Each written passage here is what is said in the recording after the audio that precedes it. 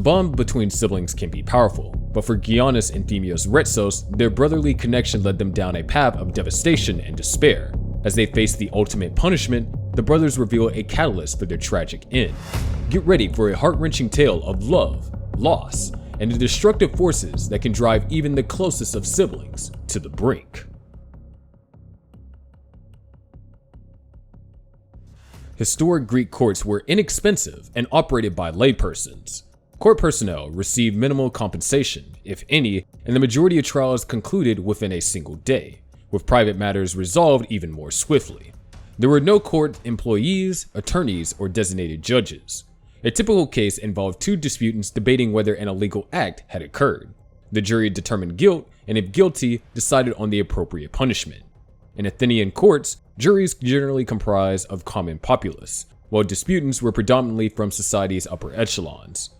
The Athenian legal system is regarded as a dispute resolution and argument settlement mechanism rather than an enforcer of a cohesive set of rules, rights, and obligations. The court oversaw the trials of random citizens, animals, and objects for homicide, presumably to absolve Athens of blood guilt for the transgression. The Athenian court system was male-dominated, with an all-male jury and seemingly minimal tolerance for female presence within Lockhart's civic space. In ancient Athens, there were two types of legal actions: public prosecutions, heard by juries of 500 or more, increasing increments of 500 jurors, and private suits, heard by 201 or 401 jurors, dependent on the monetary amount at stake. Juries consisted of men chosen from a pool of 6,000 annual volunteers, required to be full citizens over 30 years old. Jurors received modest remuneration from particles time, potentially leading to an overrepresentation of impoverished and elderly citizens on juries. A pair of Greek siblings, infamous felons and serial killers, were active during the interwar era. In Epirus, a southeastern European geographical and historical region now divided between Greece and Albania, Giannis and Thymios Retzos were born in the small village of Engeo, Preveza, Greece. Giannis Retzos was born in 1896 and his younger brother, Thymios, in 1899. In 1917, while stationed in Ursik, Giannis discovered the identities of his father's killers, who had vanished in 1909. His father's murderer was confirmed after finding his skeleton in a pit. To avenge his father, Giannis contacted Thymios, and the duo subsequently tracked down and murdered the culprits. On June 13, 1926, a failed robbery outside Petra resulted in 8 fatalities, later attributed to the Retzos brothers. The criminals had barricaded the road with a toppled tree, intending to intercept a national bank remittance vehicle carrying 15 million drachmas from Preveza to Ionia. As the car neared, the robbers fired shots from both sides, causing the driver to lose control and crash the vehicle. The robbery site was initially approached by pursuit squads and gendarmes from the region, who allegedly engaged in reprehensible conduct. The chief, Jean Tom D. Kokalas and Cole Graspers, arrived on location to coordinate the operation and apprehend the criminals with support from soldiers and gendarmes coming from Ionia. As part of the plan, Kokalas and Gasparis suggested bolstering the police force with 280 hoplites and replacing those from Epirus and Corfu.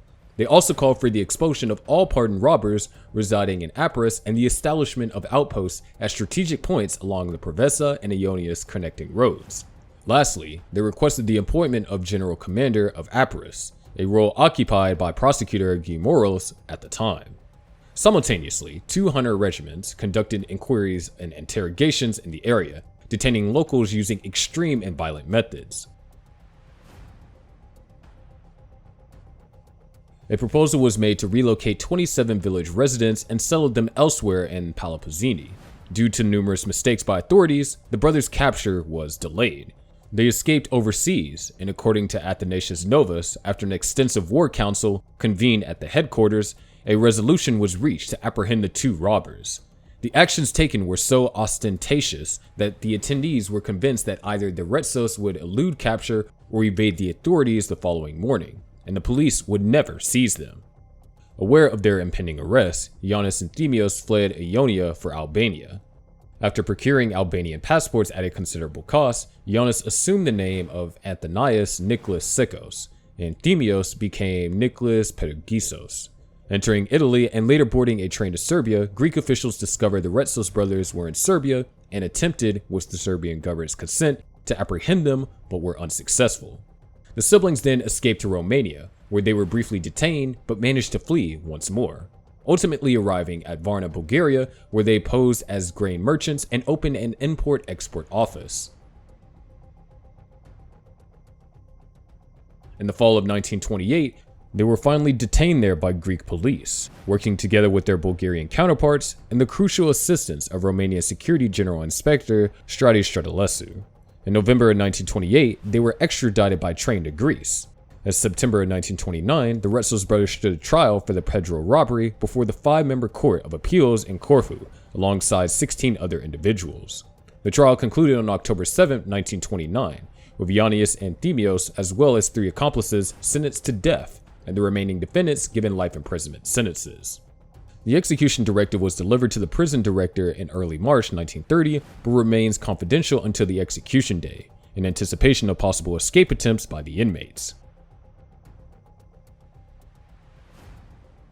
At 4 a.m. on March 5, 1930, the Corfu gendarmerie leader and other high-ranking officers reached the jail, while days prior, Athens Police Chief Kalvaltius had come and established armed police protection along with extra civilian guards to prevent potential abduction by brothers' associates.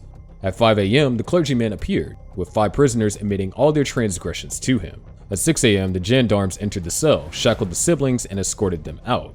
The Retzos brothers, joined by 10 gendarmes, climbed into a lavish vehicle, his driver informed just before the execution, unaware of his passengers' identities. The remaining 3 were placed in another equally opulent car. After 10 minutes elapsed, they reached the appointed spot outside the ancient fortress in Corfu. Trainee officers from a nearby police academy had gathered to witness the execution. At 7 o'clock, the siblings were placed 10 meters from the firing unit and instructed to stand and wait. The firing squad, composed of 30 junior officers, 15 gendarmes, and 15 soldiers in 2 lines, assumed their positions.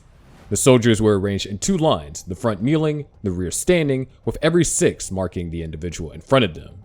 The unit handed them their firearms, and after the prosecutor Denopoulos recited the death penalty, the soldiers were commanded to shoot. Thick smoke billowed from the rifles, and once it dissipated, all 5 men were observed collapsing onto one another. To administer a coup de grace, the 5 corpses required separation. Giannis perished immediately, but Thymios still drew breath. Corcalis bore a grin, Diemptus fell with his mouth pressed on the earth as if gnawing it, and Capsolus, his abdomen torn open, laid blood smoke. By 7:30, all was finished. The physician verified the prisoners' deaths, and they were conveyed to the graveyard, where their kin collected their remains. Giannis Retzos was 34 years old, while Thymios Retzos was 31 years old at the time of their executions.